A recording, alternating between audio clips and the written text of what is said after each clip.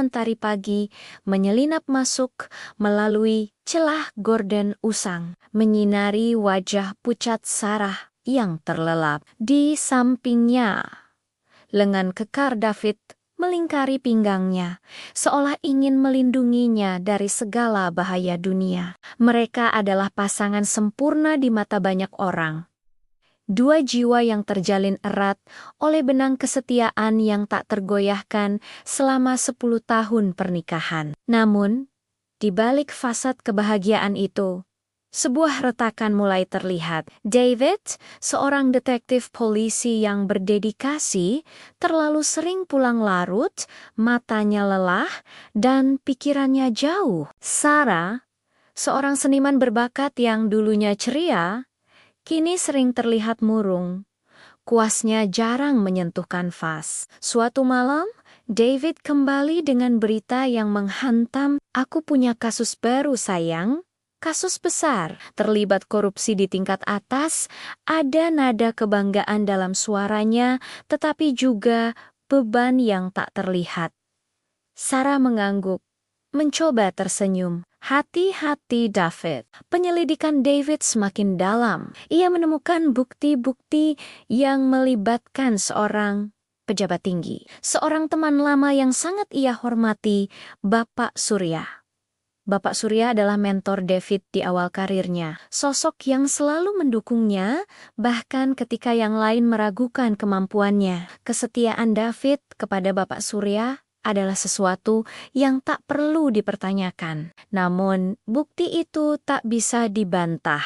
David berada di persimpangan jalan. Kesetiaannya kepada hukum dan keadilan, sumpah yang ia ucapkan sebagai penegak hukum, bertabrakan dengan kesetiaannya kepada seorang mentor yang telah berjasa dalam hidupnya. "Aku tidak bisa melakukan ini," bisik David pada dirinya sendiri suatu malam. Melihat foto lamanya bersama Bapak Surya, dia sudah seperti ayah bagiku. Sarah, yang tak sengaja mendengar, mendekatinya. "Ada apa, David?" David menceritakan semuanya. Beban yang selama ini ia pikul tumpah ruah. Sarah mendengarkan dengan saksama. Hatinya tercabik melihat suaminya dalam dilema sebesar itu. "Apa yang akan kamu lakukan?" tanya Sarah lembut. David menatapnya, matanya penuh keraguan. "Aku tidak tahu. Jika aku melaporkannya, aku menghancurkan hidupnya. Jika tidak, aku mengkhianati diriku sendiri, profesiku." Sarah tahu, ini adalah ujian terberat bagi suaminya. "David," katanya, memegang tangannya. Kesetiaan yang sejati bukanlah kesetiaan buta. Kesetiaan yang sejati adalah kesetiaan kepada prinsip yang benar. Kata-kata Sarah bergema di benak David. Malam itu, ia tidak bisa tidur. Ia membayangkan wajah Bapak Surya, senyumnya, nasihat-nasihatnya. Ia juga membayangkan wajah para korban korupsi, masyarakat yang menderita karena ketidakadilan. Keesokan harinya, David pergi bekerja dengan tekad bulat. Ia menyerahkan semua bukti yang ia miliki kepada atasannya. Keputusan itu berat, sangat berat. Namun ia tahu itu adalah hal yang benar. Berita tentang penangkapan Bapak Surya mengguncang kota. Banyak yang mencibir David, menyebutnya pengkhianat. Beberapa bahkan mengancamnya, tetapi David berdiri tegak, didukung oleh keyakinannya dan, yang terpenting, oleh Sarah. Namun, pedang bermata dua itu belum berhenti menebas. Setelah Bapak Surya dipenjara, keluarganya mengalami kesulitan finansial yang parah. Anak Bapak Surya, Ryan, seorang pemuda yang dulu sering bermain basket dengan David, kini putus sekolah dan mulai terjerumus ke dalam pergaulan yang salah. Suatu hari, David melihat Ryan di sebuah gang sempit. Wajahnya kuyu dan matanya kosong. Ryan, yang dulu mengidolakan David, kini menatapnya dengan kebencian. "Kau menghancurkan hidup kami," desis Ryan. Suaranya pecah. Pernyataan itu menghantam David lebih keras daripada ancaman manapun. Ia merasa bersalah, Meskipun ia tahu ia telah melakukan yang benar, kesetiaannya kepada keadilan telah melukai orang-orang yang ia pedulikan. Sarah melihat perubahan pada David. Suaminya semakin terpuruk. Dihantui oleh bayangan Ryan dan keluarga Bapak Surya, kita harus melakukan sesuatu, kata Sarah suatu malam. Apa yang bisa kita lakukan? Sarah, aku sudah menghancurkan mereka. Tidak, David.